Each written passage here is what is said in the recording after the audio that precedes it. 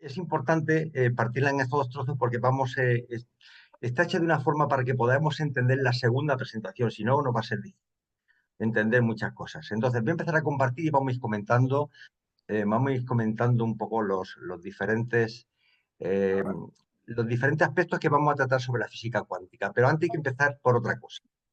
Vamos a empezar, dice que una imagen vale más que 1000 palabras. Voy a compartir y a partir de este momento, eh, a ver, bueno, no sé si se ve ya. Ya, ¿Se ve? ya está. Sí, sí. Fenomenal. Bueno, vamos a empezar con ello. Esta es la primera parte, ¿eh? La segunda parte yo adelanto que es mucho más interesante que la primera, pero es que realmente necesitamos entender ciertos conceptos antes de meternos en la segunda parte. La segunda parte es tan delicada que si te lo crees, y yo no me lo creo del todo, aunque la física dice que sí, acabas desnudo abrazando árboles o llegas a la locura. Entonces es importante darnos cuenta de lo que estamos hablando, pisar el suelo en cada momento, porque hay que tener muchísimo cuidado con la falsa metafísica. ¿Mm? Es importante que ese tema lo tengamos en cuenta. Bien, ¿cuál es el objetivo de esta primera parte de las dos que consta la presentación? El objetivo de esta presentación estará dedicada a intentar explicar, digo a intentar, ni siquiera me atrevo a decir para explicar, intentar explicar de una forma clara y sencilla los siguientes apartados. ¿Qué es lo que vamos a ver? Lo primero va a ser informar sobre los principios básicos de la estructura atómica y sus componentes. Después vamos a explicar las 3 leyes de la física cuántica de forma razonada y con algunos ejemplos. Esto lo vamos a hacer en la segunda parte. ¿Mm? El tercer objetivo es analizar de forma especulativa el futuro de estos descubrimientos físico-matemáticos en base a los experimentos, teorías actuales y las posibles interrelaciones con el libro Durantia. Ya veréis que el libro Durantia nos da mucha más información de la que nos parece. Lo que pasa que es que hay que mirar con otra actitud para entender ciertas cosas que en el libro Durantia nos lo dicen claramente, pero que cuando tú lo lees la primera vez no te enteras. Bien, ¿qué nos dicen los reveladores sobre la realidad? Porque esta presentación se llama Física cuántica y realidad y está íntimamente relacionada una cosa. Entonces, los reveladores nos hablan de la realidad del universo y nos dicen lo siguiente. Dice que no es suficiente con que los mortales ascendentes conozcan algo sobre las relaciones de la deidad con la génesis y las manifestaciones de la realidad cósmica. También deberían comprender algo acerca de las relaciones que existen entre ellos mismos y los numerosos niveles de realidad existentes y experienciales, de las realidades potenciales y actuales. Esto parece como difuso, pero ya veréis que al final están diciendo una gran verdad. Dice que la orientación del hombre en la Tierra, su perspicacia cósmica y la dirección de su conducta espiritual se vuelve más elevada gracias a una mejor comprensión de las realidades del universo y de sus técnicas de interasociación, integración y unificación. Es decir, cuando hablamos del universo no solamente vamos a hablar de los 7 superuniversos, de los sistemas y de todo lo que conocemos, ¿no? Sino que tenemos que hablar de otras realidades, que están íntimamente relacionadas con ese cosmos que es realmente una incógnita para nosotros, aunque nos pensemos que sabemos algo. Nos dicen igualmente los reveladores que estos niveles de realidad son unos símbolos prácticos aceptables sobre la presente era del universo y para la perspectiva de los mortales. Existen otras maneras de contemplar la realidad desde una perspectiva distinta a la de los mortales. Es decir, lo que nosotros pensamos del cosmos ahora mismo, de la realidad, es diferente, existe otra forma.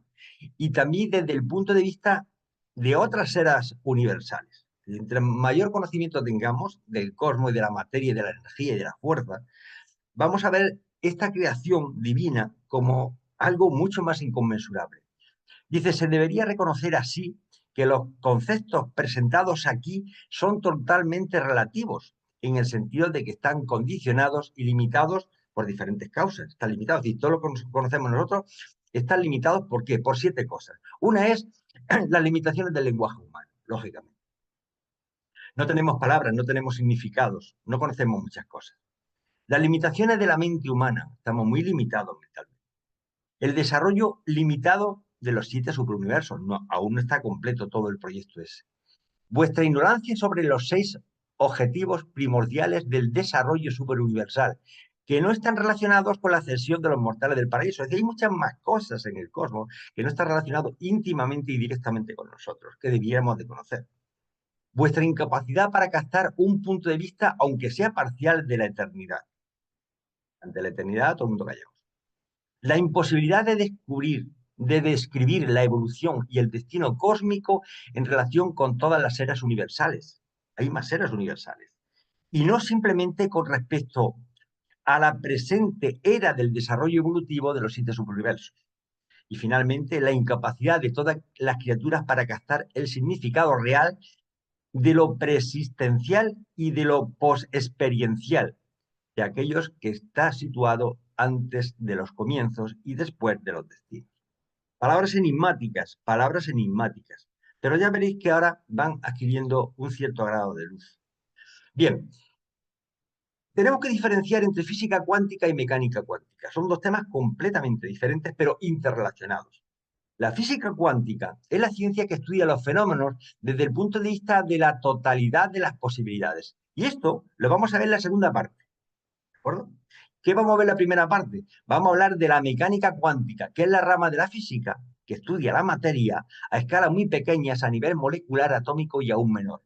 Entonces, toda la presentación va a estar fraguada en la mecánica cuántica. Es que, por poner un símil, es como si te da un coche y hay dos formas de entender el coche. Uno es a nivel operativo, cómo me levanto, viajo de un sitio a otro, las comodidades, el airbag, la música, el tal, y otro es intentar entender la mecánica de ese coche, la parte eléctrica, los motores, el combustible, los consumos, el litio. Bueno, pues vamos a ver el automóvil desde dentro, desde la mecánica por dentro.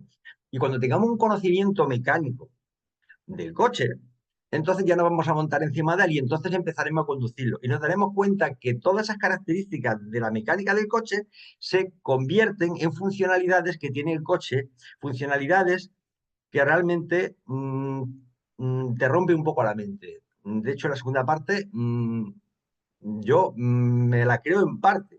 Y mira que está demostrada científicamente. Pero es que no me la quiero creer. Porque si no es por el libro de Durantia, me llevaría a la locura. Os lo digo. Y si no, lo vais a entender cuando entremos en ello.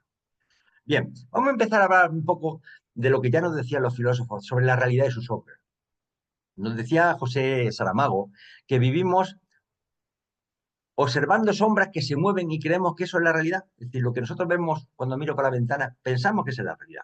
Pero dice, ahí está el mito, el famoso mito de la caverna de Platón, que nos permitió entender de qué manera el filósofo percibía el mundo. Una relación entre lo físico y el mundo de las ideas que da lugar a una realidad llena de luces y de sombras. Por una parte, tenemos la realidad tal cual es la que vemos por nuestra ventana, la que vemos cuando salimos a la calle. Y por otra, nos encontramos con una realidad ficcionada donde nuestras creencias e ilusiones toman el protagonismo.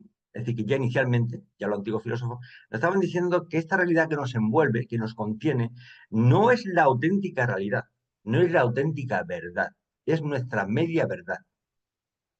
Bien, es importante, y vamos a verlo, que existe un cosmos inmenso, casi infinito, y existe otro submundo, el mundo de los átomos y de las subpartículas, también enorme, y hay un paralelismo entre el mundo subatómico y el mundo cósmico que es asombroso.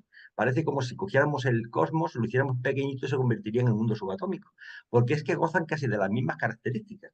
Y el ser humano realmente está en medio, está en medio. Entonces, el ser humano, como tiene un regalo del Padre Celestial, que es la personalidad, y esa personalidad, en el fondo, estamos hablando de tres conceptos, que es la singularidad del individuo, y cada uno somos singulares e irrepetibles en todo el cosmos.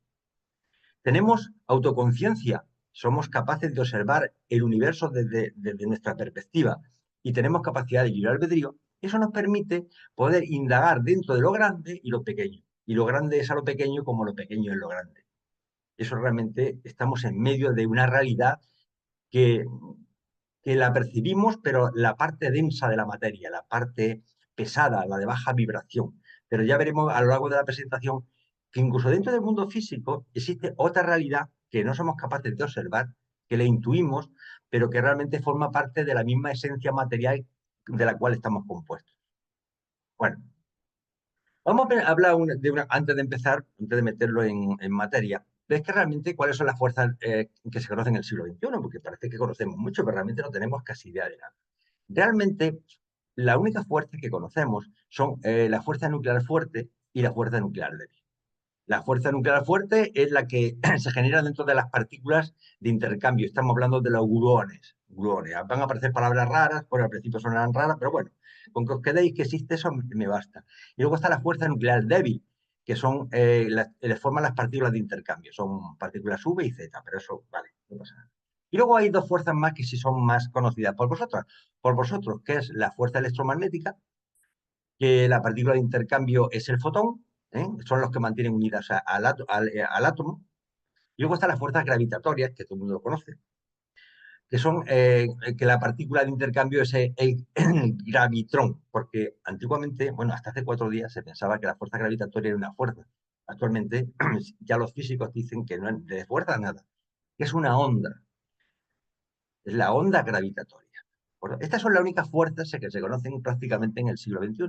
Pero nos dicen los reveladores, y lo recuerdo, que existen 30 fuerzas fundamentales, de las cuales estas 4 que yo he nombrado es una sombra de ellas. Ni siquiera forman parte de esas 30 fuerzas, tienen un nombre, le dan un nombre, son las fuerzas básicas de la composición del mundo, de la fuerza del mundo material. Entonces, vamos empezando a meternos en materia. La mecánica clásica, que es la que conocemos habitualmente estudiamos en el colegio, constituye una excelente aproximación a la realidad, pero dentro de ciertos límites. Cuando tratamos en velocidades muy altas, cercanas a la velocidad de la luz, debemos recurrir a la teoría de la relatividad. Y vamos a hablar bastante de teoría de la relatividad. Entonces, vamos a empezar como en el colegio, por lo básico. En Kinder, ¿qué es el átomo? ¿Qué es el átomo? Y nos dicen que el átomo es la unidad más pequeña de un elemento químico que mantiene su identidad o sus propiedades, que no es posible dividir mediante procesos químicos. Es decir, filosóficamente el átomo era lo más pequeño que se podía dividir. Y nos recuerdan los físicos actuales que el núcleo es del 99,99% de la masa del átomo y está compuesta por protones y neutrones, rodeado por una nube de electrones que un átomo neutro igualan el número de protones. Bueno, pues esto es lo que todo el mundo hemos aprendido en el colegio, ¿no? Que el átomo está formado por un núcleo y una serie de electrones que dan vueltas alrededor y que dentro del núcleo hay protones y neutrones. Ya veis que la cosa es muy sencilla, pero de sencilla no tiene nada, porque conforme vayamos ahondando, el tema se complica, pero de forma radical. Y además nos dice, ya empezamos con el tema del relativismo, que es que resulta que esos electrones que están al lado, dando vueltas alrededor de un núcleo, ¿de acuerdo? Forman una unidad, el átomo forma una unidad, hay un núcleo y hay unos electrones que están dando vueltas. Esos electrones, que inicialmente con la teoría de Bohr se pensaban que era como si fuera una bicicleta, es decir, es un radio que era fijo, que se podía ver exactamente dónde estaba el electrón, cuando profundizan el tema, se dan cuenta que no tienen ni idea. Que resulta que los electrones están en orbitales. En orbitales son como lugares donde probabilísticamente se dice que dentro de este orbital está, pero no se sabe exactamente en qué punto está en cada momento.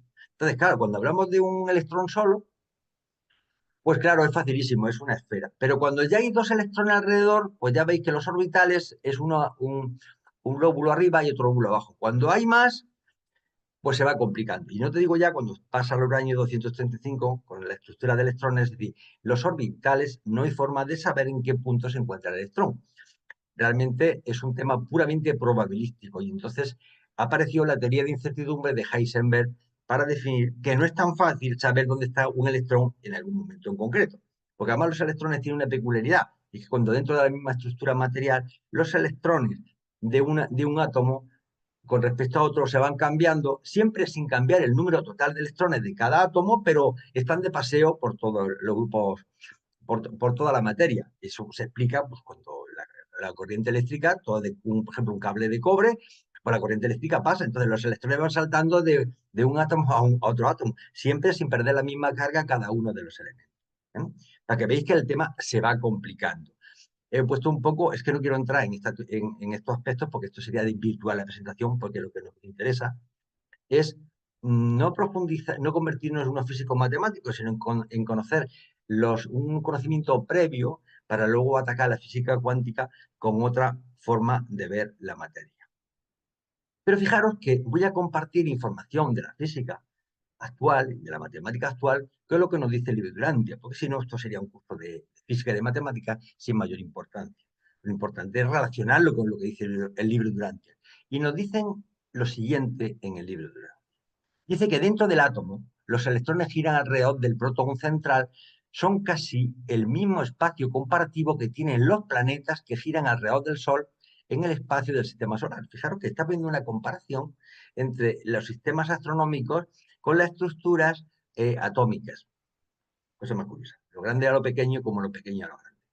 En comparación con su tamaño real, lógicamente, la distancia relativa existente entre el núcleo atómico y el circuito electrónico interior de la misma que existe entre el planeta interior, Mercurio y vuestro Sol. Porque os di cuenta de que la mayoría del espacio está vacío. Pero es que dentro de la estructura atómica el espacio está vacío.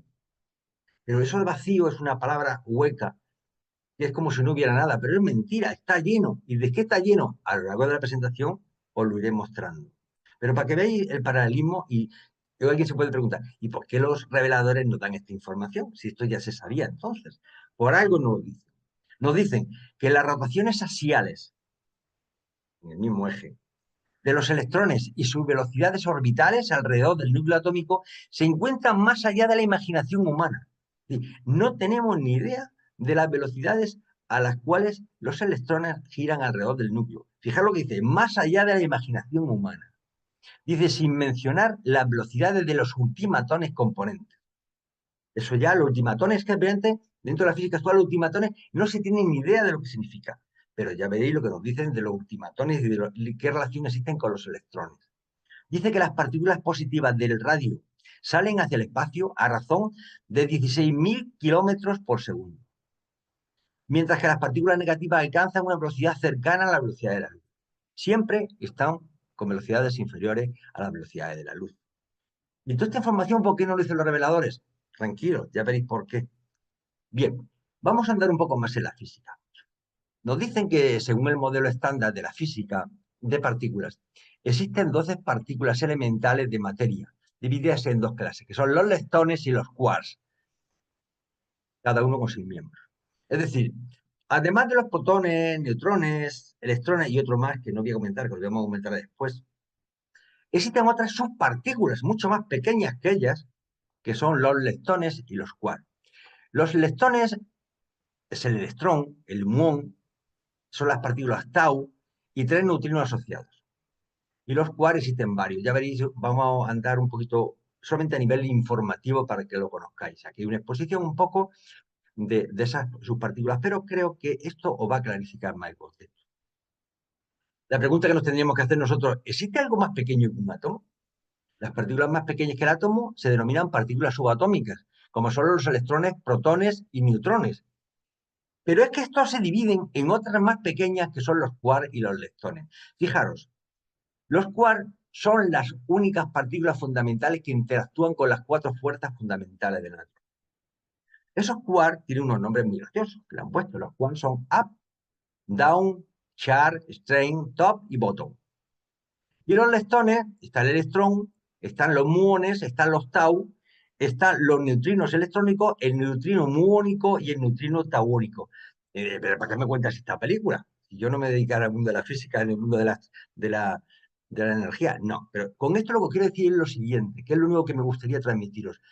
Un protón, lo tenía aquí a la izquierda, está compuesto por tres subpartículas, dos U's y una D. Cuando digo up es up, dos partículas up y una partícula down. Y la diferencia de un protón con un neutrón es que el neutrón tiene una partícula down, una partícula up y otra partícula down. En el fondo es como ladrillos de diferentes color y eso me da lugar a la composición de una subpartícula que uno lo denomina con el nombre de protón y otro con el nombre de neutrón. Lógicamente en el libro de este tema no nos habla, pero incluso nos habla de cosas mucho más profundas que estas. Luego resulta que, claro, dice, nos teníamos que plantear lo siguiente.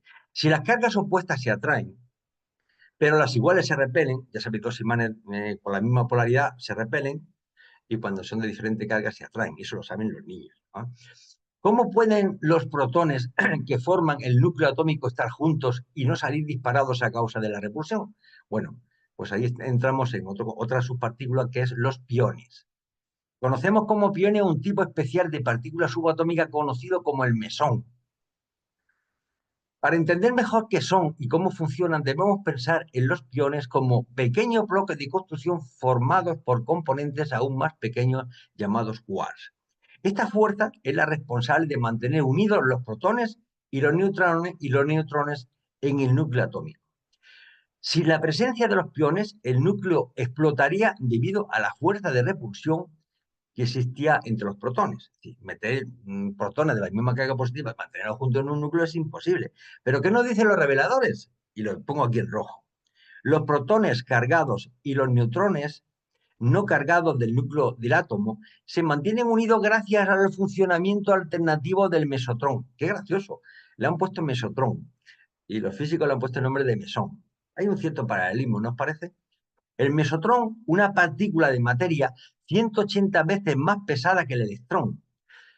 Sin esta, fíjate, nos dan información, es decir, nos dicen los reveladores que esta partícula es 180 veces más pesada que el electrón. En algún momento los científicos actuales deberían leer el libro Durantia.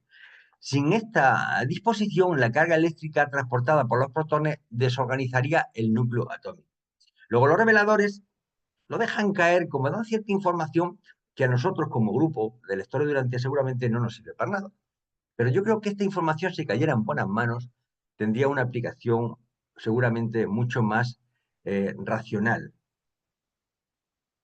¿Y qué nos dicen también los reveladores? Porque además esto solamente lo dicen los reveladores. Actualmente la física actual desconoce este término. Dice que el espacio más vacío que se conoce en Nevadón contiene unos 100 ultimatones, que el equivalente a un electrón. Es decir, nos están diciendo que un electrón está compuesto por 100 ultimatones.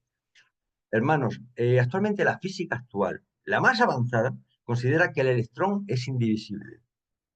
Ellos no, ni siquiera conceptúan que el electrón se pueda subdividir en partículas más pequeñas. Han descubierto que los neutrones y los protones efectivamente se pueden, cuando se bombardean con cargas de alta energía, lo revientan y salen esas partículas up, down, tal, porque hemos estado hablando anteriormente. Pero sobre esto, la ciencia actual no tiene nada. Y fijaros que la masa del electrón son 1836 veces menor que la de un protón. Fijaros que es pequeñísimo. Es pequeñísimo. Bueno, esta información, a mí me hace gracia cuando los reveladores nos dicen que no nos quieren dar información no merecida, ¿m? Y que tenemos todo que descubrirlo y tal. Pero de cuando en cuando, como que te meten una carta marcada dentro del grupo de cartas, de una carta marcada, para que te marquen un poco, decir, ir buscando por ahí, que algo encontraréis. Bien, esto es importante porque estamos pisando el suelo y vamos a hablar un poco de algo, ¿por qué nuestro mundo material es estable? ¿En qué se fundamenta? Y nos dice que la estabilidad del átomo depende del número de neutrones eléctricamente inactivos que se encuentran en el cuerpo central. El comportamiento químico depende enteramente de la actividad de los electrones que giran libremente. En Orbontón, esto lo están diciendo los reveladores, lo que estoy leyendo, ¿eh? En Orbontón nunca ha sido posible reunir de forma natural más de 100 electrones orbitales en un solo sistema atómico. Cuando cientos de electrones se han introducido artificialmente en un campo orbital, el resultado siempre ha sido la desorganización casi instantánea del protón central y la disposición desordenada de los electrones y de otras energías liberadas. ¿Qué nos están diciendo los reveladores? Algo que la física actual y la química actual conoce perfectamente. Dentro de la tabla periódica de elementos solamente existen 100 elementos estables, nada más que 100. Alguien puede decir, no, es que hay 138. No, los 38 esos que hay y demás son isótopos radiactivos e inestables que realmente la vida de esas subpartículas o de esos materiales a lo mejor miden microsegundos y algunos hasta nanosegundos. Nada, son inestables y desaparecen. Es decir, solamente existe en nuestro mundo real, el mundo que conocemos, nuestro vaso, nuestros paseos, el mar, el cielo, solamente hay 100 elementos y están relacionados por el número de electrones que tiene cada átomo. Bueno, es decir, Si el hidrógeno es el más sencillo, tiene solamente un electrón alrededor, ¿de acuerdo? Y luego, conforme tienen más electrones, pues los elementos químicos aparecen nombres de elementos, de materiales que son completamente diferentes. ¿De acuerdo? Y hay solamente 100. Y alguien me puede decir, oiga, pero dentro de esa relación de elementos no está el agua. Claro, es que el agua es un subproducto de la mezcla de dos partículas de hidrógeno y una de oxígeno. Mezclando estos 100 componentes básicos, puedo tener una combinatoria inimaginable de elementos. El acero es cuando el hierro le meto carbono y se convierte en acero. Y luego combinaciones el bronce, muchos otros materiales que aparecen un poco como combinatoria de esos 100 elementos básicos. Pero no se pueden, no podemos contener dentro de nuestro mundo material, de nuestro mundo físico, más de 100 elementos que dependen del número de electrones que tienen en sus orbitales más externos. Entonces, actualmente la tabla periódica cuenta dicen, con 118 elementos químicos, de los cuales 26 han sido obtenidos en laboratorio y son completamente inestables. ¿De acuerdo? Y nos dicen los reveladores, importante. Todos estos mundos son esferas arquitectónicas, mundos morontiales. Voy a hablar de los mundos morontiales. Es que voy a pegar un pequeño salto. Quiero intentar relacionar la tabla periódica de los elementos con nuestra realidad y con los mundos morontiales. Y nos dicen que los mundos morontiales tienen exactamente el doble del número de elementos de los planetas evolutivos. Es decir, dentro de los mundos morontiales son a los que vamos a ir una vez que abandonemos nuestra vida física en este mundo, a las salas de resurrección o a los mundos morontiales. Pues resulta que hay el doble, hay 100 elementos más. Imaginaos la combinatoria de elementos que pueda haber. Es inimaginable. Y nos dicen que estos mundos hechos a medida no solo abundan en metales pesados y cristales, poseyendo 100 elementos físicos, sino que también tienen exactamente 100 formas de una organización única de la energía denominada material de Morontia. Lo estoy relacionando un poco la tabla de elementos de nuestro mundo físico, material, la Tierra, Urantia, con otros mundos morontiales de los cuales ya los reveladores nos dicen que existen el doble. Hay 200 elementos en la tabla periódica de esos mundos. Pero es más, incluso en Abona, en el mundo central de Abona, fijaros lo que nos dicen los reveladores, para que veáis, os estoy intentando que entendáis que la realidad nuestra es como un subconjunto pequeñito. Pero en Abona dice que la materia de Abona está compuesta exactamente de la organización de 1000 elementos químicos básicos y del funcionamiento equilibrado de las 7 formas de energía de Abona. Es decir, no quiero profundizar más sobre esto. Lo que decir es que existen otras realidades que parte son físicas y espirituales, pero en el cual el número de materiales físicos es completamente diferente. Nosotros partimos de 100 elementos y ya en Abona hay 1000 elementos básicos. La combinatoria es ya inimaginable. Y en los mundos de la Morontia estamos hablando del doble, de 200. Bien, dicho todo esto, fue necesario crear una teoría relativista de la gravitación que debía incluir la teoría newtoniana y la teoría de la relatividad especial. Cuando empezaron a profundizar sobre el comportamiento de la materia, los físicos se dan cuenta que esto es otra realidad, que es que realmente se nos escapa a la imaginación. Y entonces, lógicamente, apareció el concepto de Einstein del espacio-tiempo curvo, y tiene su ecuación, por supuesto que no voy a, intentar explicar la ecuación porque yo tampoco la sé. Pero lo que quiero decir es que a nivel teórico, estos teorizaron sobre una realidad diferente a la que estaban percibiendo con sus ojos, llegaron a, digamos, a estructuras del pensamiento tan complejas como pensar en el espacio y el tiempo como una simbiosis entre ambos, donde lo importante no es el espacio, sino el tiempo. Digamos que el espacio se crea en el tiempo, no es al revés, no es que el tiempo se crea en función del espacio, sino al contrario. Y lógicamente llegaron a la conclusión que la gravedad es la manifestación de esa curvatura. Actualmente se considera que la gravedad no es una fuerza, la conforman ondas gravitatorias, que además están demostradas en laboratorio. Y lógicamente, en este mundo material denso, pesado, de baja vibración, pues las cosas funcionan de una forma diferente. Pero si intentamos explicar la interacción entre electrones, protones, neutrones y partículas subatómicas, todo lo que sabemos dejaría de funcionar. ¿Por qué? Porque se manejan unas energías y unos conceptos que no tienen que ver nada con la realidad que nosotros vemos todos los días. Fijaros, voy a hablar solamente para que conozcáis los órdenes de magnitud de la energía que se mueven dentro de la estructura atómica. El ejemplo claro es el ejemplo de la fusión y de la fisión. De hecho, desgraciadamente, el ser humano la ha empleado para hacer bombas atómicas, desgraciadamente. ¿En qué consiste la fusión? Dice que consiste en la unión de dos núcleos de átomos que chocan violentamente formando uno más masivo. Y cojo dos y los junto.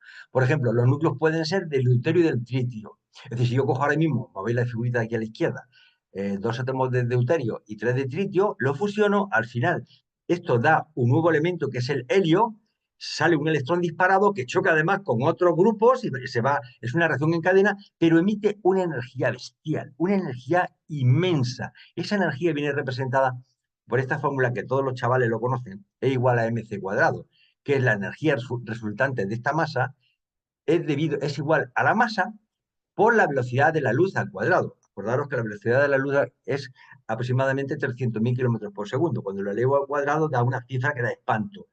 Entonces, cuando yo lo multiplico por masa por un gramito, ya la energía que da es, nos faltan folios para ponerle ceros. ¿Y qué es la fisión nuclear? Pues al contrario. La fisión nuclear es una reacción nuclear en la que el núcleo de un átomo pesado se divide en dos o más fragmentos más pequeños, liberando una gran cantidad de energía. ¿De acuerdo? Es decir, uno es cuando junto dos estructuras atómicas y otro es cuando los separo. ¿De acuerdo? Y entonces, en este caso, ¿qué es lo que hago? Pues bueno, si yo aquí bombardeo uranio, el uranio 235, lo bombardeo con un neutrón, automáticamente se generan dos productos diferentes. Uno es el bario 141, y otro es el Krypton. A muchos les llamará la atención eso del Krypton de, acordaros, de Superman. Pues este es el Krypton de Superman. Y además salen disparados dos electrones que además chocarían con otra estructura y crearía una reacción en cadena. Bueno, pues esto a nivel de cada átomo se genera una energía de 200 megaelectronvoltios. Megaelectronvoltios es millones de electronvoltios. Solamente de un átomo cuando uno choca. Entonces, un ejemplo de magnitud que es con lo único que me interesa que os quedéis. Los demás, olvidaros. Voy a comparar, el carbón es un elemento que todo el mundo conoce, ¿no? Todo el mundo hace una chimenea y tal. Bueno, pues para que veáis la orden de magnitud, un gramito, trocito de coger un lápiz, le cortáis de la punta un trocito, ¿de acuerdo? De carboncito, y un gramo, cuando se quema, genera 7,83 kilocalorías y 7,83 mil calorías. Pero un gramo de uranio libera una energía como 144 toneladas de carbón.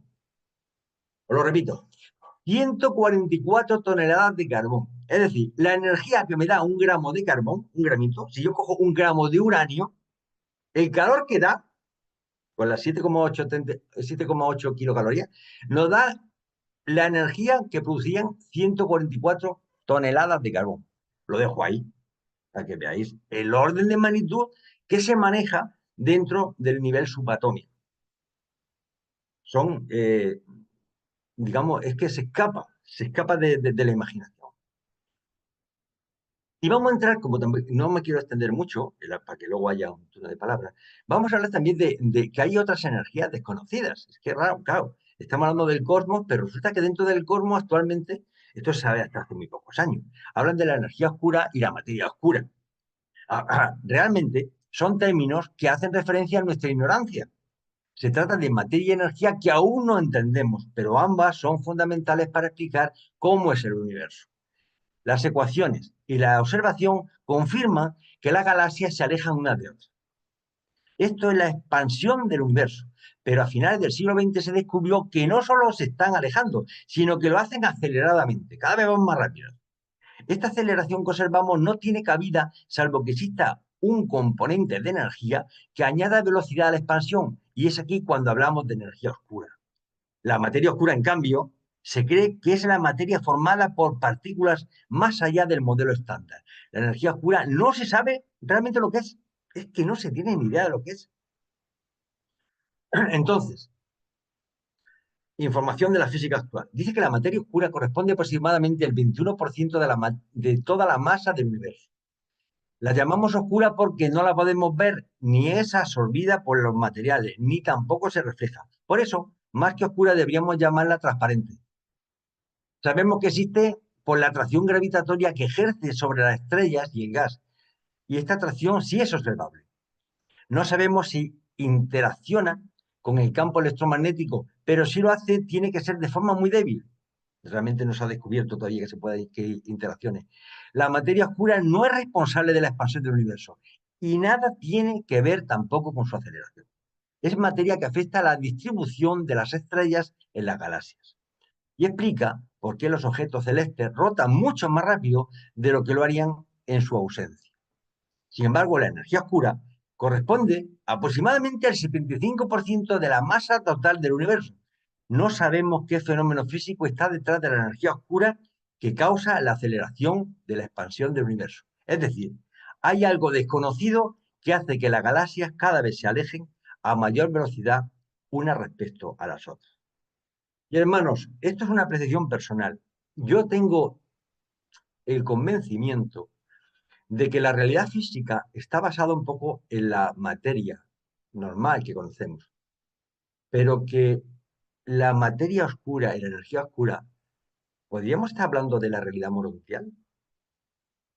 A lo mejor. No, nuestros instrumentos no la detectan, no somos capaces de validarla, porque en la realidad morontial, acordaros que había 100 elementos más, que nosotros desconocemos completamente. Entonces, mi pregunta que yo me hago y os hago, ¿esa energía oscura y materia oscura no está relacionada con la energía morontial? Porque a los mundos donde vamos a ir cuando abandonemos nuestro mundo físico son esferas arquitectónicas. Y esas esferas arquitectónicas están autoconstruidas con material morontial. Y nos hablan de muchísimas cosas. ¿No estará relacionada? Es una pregunta que dejo abierto al grupo. Pero además hay otro tema importante. Vaya a cerrar este capítulo, que es la antimateria. Nos dicen que la física de partículas, la antimateria, es la extensión del concepto de antipartícula a la materia. La antimateria es una forma de materia menos frecuente que está constituida por antipartículas, en contraposición con la materia común que está compuesta por partículas. Por ejemplo, un antielectrón, un electrón con carga positiva, también llamado positrón, y un antipotrón, una carga con un protón con carga negativa, podría formar un átomo de antimateria, de la misma manera que un electrón y un protón forman un átomo de hidrógeno. Entonces, una cosa importante es fijar lo que dice, y es que el contacto entre materia y antimateria ocasiona su aniquilación mutua. Sin embargo, esto no significa su destrucción, sino una transformación que da lugar a fotones de alta energía termodinámica que producen rayos gamma y otros pares partícula-antipartícula. Estamos dentro de un desconocimiento bestial sobre nuestra realidad. Bien, lógicamente en esta realidad, en el aquí y ahora el funcionamiento es distinto del universo cuántico. El universo cuántico es otra realidad completamente diferente. Bueno, ha habido gente famosos, pues bueno, Galileo, Kepler, Newton, que decían que el mundo era muy sencillo, pero luego entró Einstein y todo un montón de personalidades, personas que le han dado el premio Nobel, que son realmente nos han cambiado esa visión de la realidad. Entonces, todo lo anterior, todo lo que os he contado, toda esta película que os he contado, era solo para deciros que todas las cosas están hechas de átomos. Nos vamos a sumergir dentro del átomo para ver cómo se comportan las cosas en este mundo. Porque es en este mundo donde reina la mecánica cuántica. Esto lo vamos a dejar para el próximo día. Vamos a hacer un viaje imaginario. Vamos a conocer otra realidad. Es como un viaje imaginario a otro mundo. Nada tiene que ver con nuestra realidad. Y ahí los límites del raciocinio empiezan a quebrantarse.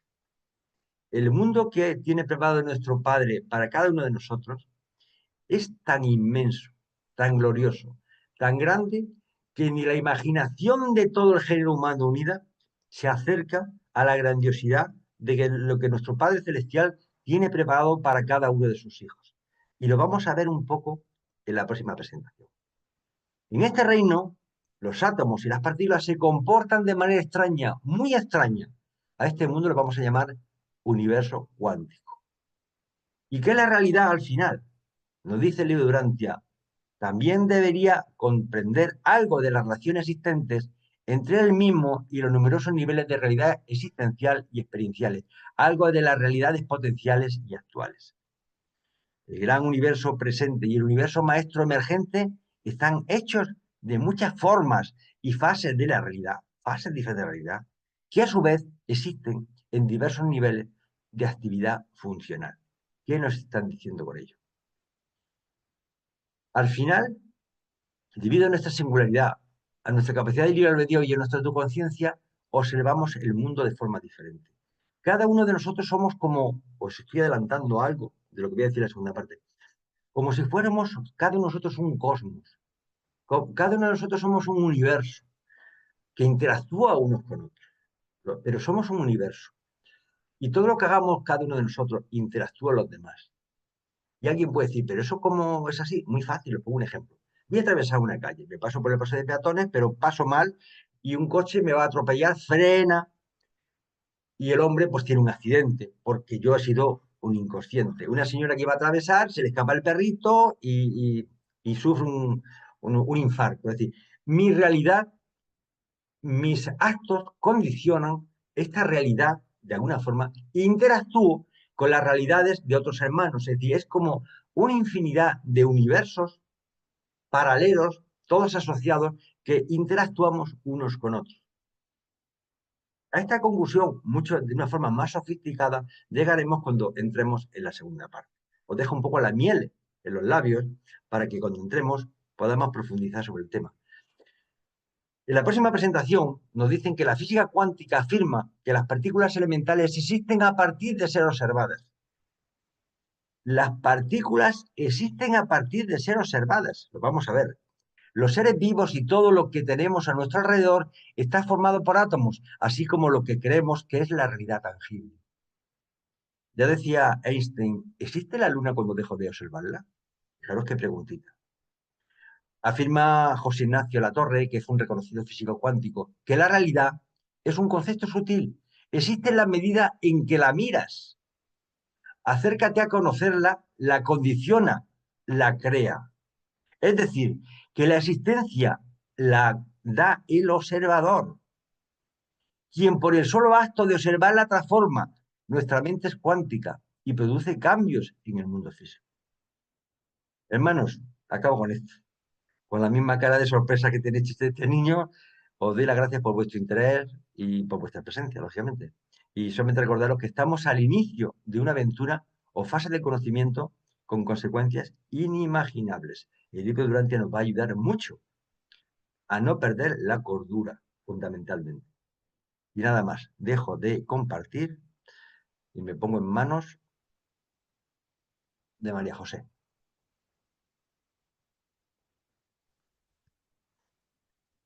Hola,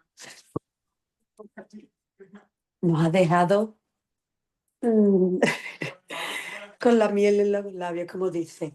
En el chat había una pregunta de una compañera que preguntaba si esa materia oscura podría, lo que hay, ¿cómo era? Perdón, si lo leemos, como hay algunos comentarios en el chat, ¿los agujeros negros estarían formados por materia oscura? Preguntaba Silvia, ¿no? Y Mm, no sé, no observo ninguna otra pregunta. Si alguien más quiere comentar, Bueno, pues yo por aquí. por introducir, pero ya me gustaría que intervinierais vosotros. Los agujeros negros, vamos a ver, no son tan negros. A ver, explicámonos. Los agujeros son negros son porque la gravitación es tan alta que hasta la luz se curva. Sabéis que en el libro Durante dicen algo que a mí fue lo que me llevó a creer en el libro Durante. Yo en el libro Durante cuando lo leí no creía en él, pero hubo una frase que la leí y dije, esto no puede ser. Dijo, la luz pesa. ¿Cómo que la luz pesa? Efectivamente, la luz es atraída por la gravedad. La luz pesa. Y la luz se curva cuando pasa por lugares militares. Entonces, lo que está pasando con los agujeros negros es que el nivel de atracción es tan bestial energéticamente que hasta la luz la engulle. Pero no es un agujero negro que te metas por ahí y salgas en otra parte del espacio.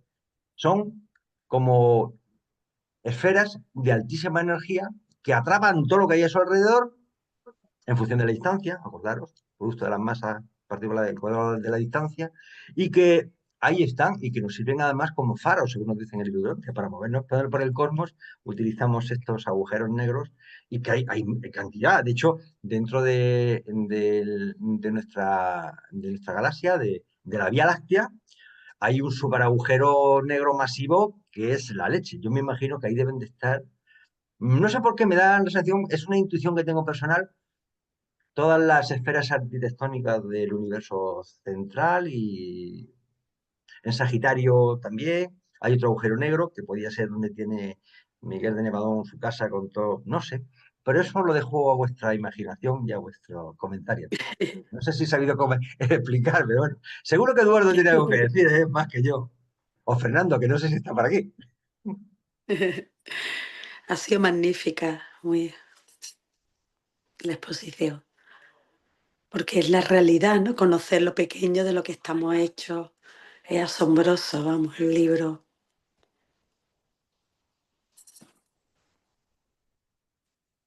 Fijaros que es que además cuando es asombroso que nadie pregunte, debe ser que ha quedado la cosa tan sumamente clara que no hace falta explicación. Pero yo mismo estoy lleno de de preguntas que me condicionan esta realidad, porque es que, claro, cuando veamos la segunda parte, a través de experimentos físicos actualmente que son repetibles, que tienen una metodología, descubrimos que la materia se comporta de una forma diferente a como estamos pensando. Es decir, la materia se cambia a sí misma cuando la observo. No tiene cuando la observo funciona de una forma y cuando dejo de observarlo funciona de otra forma.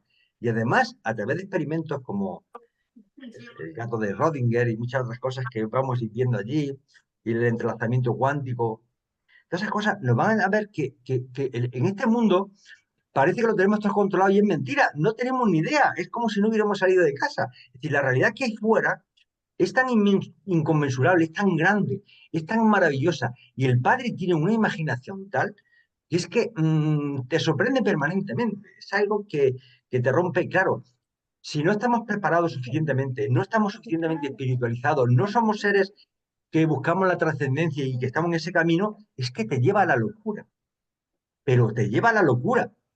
Es decir, no tiene sentido. Es decir, ¿qué está pasando? Yo aquí no soy nada. Esto es. Entonces, es bueno que el libro de Durantia nos va a ayudar al convencimiento filosófico, metafísico y de evolución del ser humano, porque nos va a hacer falta para entender esa mecánica cuántica que actualmente los físicos están trabajando en ello. Fijaros que casi todos los físicos que están trabajando en ellos han muerto muy jóvenes todos, y la mayoría de mala manera, suicidados, se han autosuicidado. ¿Por qué? Porque le supera. Como no haya una carga espiritual debajo de esto, llegas a la locura. Bien, Eduardo, Fran sí, y Omar han levantado la mano. bien. Bueno, Javier, ya te había, ya te había escuchado en la presentación que diste para Latinoamérica. Ya me pareció una presentación extraordinaria y te he vuelto a escuchar ahora otra vez. Y efectivamente, y a pesar de que la volví a ver después, ya una vez grabada y demás, me sigue inquietando muchas cosas, muchas. Pero desde luego no dejo de reconocer que escuchándote se descubren nuevos conceptos y encajan perfectamente dentro de lo que vamos adquiriendo y de lo que vamos interpretando. Me ha hecho gracia al principio porque has nombrado que poseemos como 7 cualidades por las cuales no entendemos nada de lo que nos cuenta. Carecemos de una inteligencia lo suficientemente desarrollada como para poderle dar a todo lo que nos estás explicando, pues darle una interpretación coherente, eficaz y saber discernir los conceptos, ¿no? Pero lo que sí que cuando has llegado a las tablas periódicas, el otro día leí a los portadores de vida y dice que ellos no trajeron nada, absolutamente, para crear la vida aquí, sino que utilizaron los elementos propios que en aquellos momentos se estaban desarrollando en la Tierra.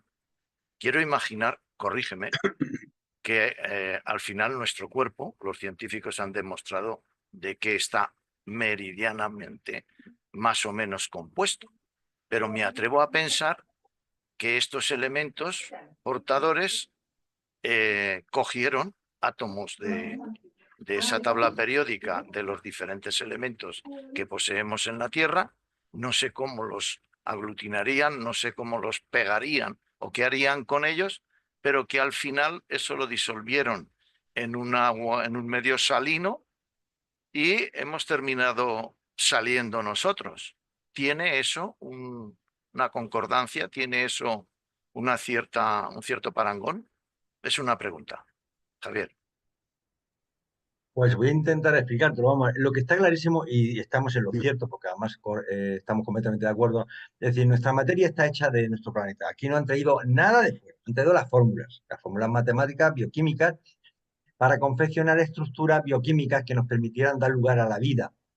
Y que al final, con esa estructura, ten en cuenta que la información del ADN y del ARN está toda la información del ser. Es decir, hay detonantes que una vez que se crean las células, hay activadores que activan o desactivan ciertas partes de la información del ADN. Pero toda la información de lo que fuimos, somos y vamos a ser está en la misma información del ADN que tenemos ahora mismo. Es decir, que lo han hecho con barro de nuestro planeta. Eso es una realidad. Y con los 100 elementos no hay nada extraño. Somos seres de Urantia. Lo que sí es cierto, y por eso nos dicen que cuando pasemos al otro lado y despertemos en la sala de resurrección, nos van a dar un cuerpo y una mente morontial. Y esa mente tiene unas características, se sentirán todos sentidos y tal. Es porque está hecho con una materia que tiene el doble de componentes químicos que el nuestro, con lo cual me puedo imaginar la cantidad de combinatorias que se puede hacer. Pero estoy completamente de acuerdo contigo que en nuestro mundo, todos los mundos materiales, por lo menos en el nuestro, y mira que el nuestro es un mundo experimental, ¿no? Exacto. Están hechos con la materia nuestra. No han aportado nada más que el conocimiento, con su fórmula, y seguramente, me imagino, que como era experimental, pues seguramente le habrán dado algo de libertad para que alguna formulita más lo hicieran. Vamos a investigar y tal, porque realmente yo investigaba, pero incluso cuando implantaban la vida, fueron en 3 lugares diferentes de Urantia, pues 2 fracasaron. Y uno estuvo a punto de fracasar, acordaros de la ranita, que por poca salta y se acaba el tema. Es decir, que es un tema muy complejo. Lo bueno que tienen estos hermanos nuestros, los implantadores de vida, es que no tienen problema de tiempo, es decir, no tienen reloj.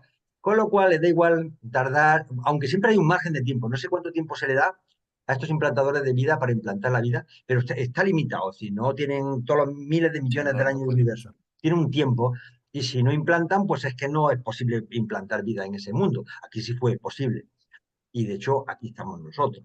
Lo que sí es cierto es que por eso cuando nos marchemos nosotros de aquí, no es que nos llevemos los billetes, ni el Bugatti, ni el tal, es que no nos llevamos nada, ni un triste cabello, porque es que todo pertenece a este mundo. Entonces nosotros nos llevaremos nuestro espíritu, nuestra alma espiritualizada y nuestros valores y nuestra experiencia, pero de lo demás, ni una microcélula, hermanos, aquí se queda todo. Entonces, eso es mi reflexión. Pues muchas gracias, Javier. Fran está con la mano levantada. Hola, ¿me oís bien? Sí. Perfecto, gracias. No, muy interesante, Javier. Te felicito por tu exposición. Yo creo que dentro del corazoncito de cada orantiano hay una especie de físico, ¿no? En potencia, que gracias a este libro pues nos ha abierto también este campo de investigación. Creo que todo el mundo de alguna manera leemos de alguna manera, porque el que tiene deseos de conocer a Dios, tiene deseos de conocer y entender el universo, y eso es una cosa que de alguna manera nos fascina y por eso aquí estamos tanta gente atentas. Lo que sí, yo me quedo con con lo que has expuesto con varias conclusiones, y es, quizás la energía nuclear sea la más ecológica que existe, porque tú lo que has comentado, que un solo gramo de uranio equivale a cientos de toneladas de carbón. Yo me pregunto, ¿por qué este afán, ¿no? de relegar esta tecnología que ya vemos que no emite CO2, ¿vale? Porque el único residuo sería los residuos nucleares. Obviamente no estamos yendo más allá, pero es una tecnología que se desarrolló hace mucho tiempo. Yo creo que por motivos un poco sin sentido, se ha relegado como algo peligroso y en la psiquis colectiva hay una especie de temor a usar esta tecnología que podría pues traer una cosa tan esencial como es la energía barata a todo el mundo y en cantidad, ¿no? No solamente para la electricidad normal, la mayoría de utensilios que pudiéramos utilizar, por ejemplo, para ir a otros planetas o más allá, tendrían que tener energía nuclear para alimentar sus, sus sistemas, ¿no? Entonces, me resulta curioso el hecho de que, por motivos un poco, no sé explicarlos, esta tecnología pues tiene mucha, se le ha atacado mucho, ¿no? Y se la tiene como encajonada, como en algo peligroso, que algo que la gente no entiende y la gente pues si simplemente se informara, podría saber que esto es relativamente muy buena. Luego más allá, yo aconsejaría los que nos estáis escuchando que leyeran unos artículos que están saliendo últimamente que hablan sobre el ajuste fino del universo. Porque nosotros, la mayoría de los científicos que han estudiado esto, los grandes científicos, Einstein, Newton, no sé si Planck, bueno, los más importantes. Lo curioso es que la mayoría creen en Dios, son creyentes en Dios. Porque una persona que estudia tanto la naturaleza en el aspecto fundamental, no deja en un punto de decir, bueno, ¿y por qué las cosas son así y no son de otra manera? ¿Quién lo ha determinado? Realmente el universo está así eh, porque hay alguien que lo ha puesto así, porque de hecho el ajuste fino significa que si cualquier variable fundamental la varías un ápice, o sea, muy poquito para arriba o hacia abajo, el universo o deja de existir o colapsa inmediatamente, o quiero decir. Entonces, esa pregunta no deja de rondar la cabeza de una persona que se interesa profundamente en estos temas. Entonces, es una cosa que el libro nos abunda, y sobre todo el ejemplo paradigmático del agua, ¿no? Yo no sé si lo comentará más adelante, pero nos lo explica claramente, incluso Jesús nos lo dice, que el agua es una cosa que inexplicablemente está como hecha a medida, ¿no? A adrede para que todo la vida pueda existir, ¿no? Como la conocemos, por ahora, claro. Y nada más, quería decir una puntualización que más allá del elemento 100, ¿vale? Se están estudiando que hay islas de estabilidad, que cuando mezclas protones y neutrones, creo que a partir de 110, existen islas de estabilidad, pero vaya, no quiero comentar nada más porque seguro que hay más gente que quiere hablar. Enhorabuena y nada. Después de las cosas trabajando. Nada, hasta ahora. Muchas gracias. Pues, Fran, te contestaría Es verdad que entramos en el campo de las percepciones personales, siempre estamos limitados por nuestras medias verdades, nuestras creencias y nuestros credos, ¿no? Pero yo honestamente creo que un científico auténtico, alguien que estudia, no un tecnócrata, cuidado, un científico que estudia la materia, que estudia el porqué de las cosas, el porqué del universo, es que no hay ateos, no hay ateos, no hay ateos. Es que no puedes ser ateo cuando tú empiezas a analizar el cosmos y empiezas a analizar las subpartículas. Es que ves la grandeza que hay, la inteligencia, la concordancia, la magnitud de las energías. Es imposible decir. De hecho, yo recuerdo que hace ya algunos años tuve una conversación con un buen amigo, un compañero de trabajo que se autodenomina ateo. Practicante, ateo practicante. Una buena persona, además, por cierto. Y entonces yo, claro, me estaba hablando que si Jehová, que si Dios, que si los musulmanes, que si Alá, yo lo dejaba hablar y yo no creo. ¿Cómo va Dios? Va a ser. Entonces, en un momento dije, vamos a ver, es que tú estás creyendo, quieres creer en un muñeco, en una marioneta. Tiene un concepto de Dios que es una marioneta. Pero tú no puedes creer que ha habido alguien que ha ideado, ha pensado, ha impuesto estas leyes, estas normas del funcionamiento de la naturaleza. Y me dijo en un momento, dice, hombre, yo creo que tiene que haber alguna fuerza trascendental única que no sé cómo, innombrable, que ha creado todo, pero que no es personal y tal. Y entonces yo le dije así de broma, digo, oye, y ese ser, si le llamamos fuente de centro primera, ¿cómo lo ve? Y dice, oye, perfecto, perfecto, así podría llamarse. Y dije, pues claro, si es que queremos tener un dios de pacotilla, un dios de juguete, un dios asimilado a nosotros. Claro, cuando tú trasciendes a un ser creador inmenso, infinito, omnisciente, omnipresente, absoluto y eterno, quítate tonterías, ya es que se te rompen todos los moldes. Entonces, claro, si vas a eso, todos son creyentes. Entonces, yo creo que los físicos y los matemáticos, incluso profundos, son creyentes, pero en esa figura Puente Centro Primera, que le parece muy bien el nombre, además, me parece bien. Con respecto al tema de la energía atómica, entramos en apreciaciones personales. La energía atómica es una herramienta, es un conocimiento. ¿Un cuchillo bueno o es malo? Pues depende del uso que le des. Si tú le dejas un cuchillo jamonero a un niño de 1 año, seguramente va a tener una desgracia. Si se le da a una persona experimentada, pues no, va a haber mayor problema. Entonces, creo que la energía atómica, tanto la fusión como la fisión, en buenas manos, pueden dar perfectos resultados porque estamos utilizando la fuerza de la naturaleza. Igual que quemamos madera para generar calor o quemamos combustible para el transporte, podemos utilizar la energía atómica siempre con cabeza porque, claro, a mayor potencia, mayor responsabilidad, dice el anuncio. Y el único problema que tenemos es que los residuos de esas reacciones atómicas pues son muy contaminantes y muy difíciles de resolver, pero posiblemente en el futuro esos subproductos se puedan utilizar para resolver ciertas cosas. Fijaros que antiguamente, cuando empezaron con el petróleo, tiraban muchos aceites, muchas cosas, y ahora se han dado cuenta que de todo eso que desechaban salen propilenos, aceites especiales, plásticos, gases especiales. Entonces, bueno, será cuestión de que el conocimiento de la ciencia avance y podamos dar una utilidad a esas ciencias, pero claro, con un conocimiento muy profundo de la materia que estamos trabajando. Si tú a un niño pequeño le das unas cuantas cerillas, posiblemente le metas fuego a la casa. Entonces tenemos que ser sumamente responsables y consecuentes con la materia que utilizamos. No sé pero claro, entramos dentro del mundo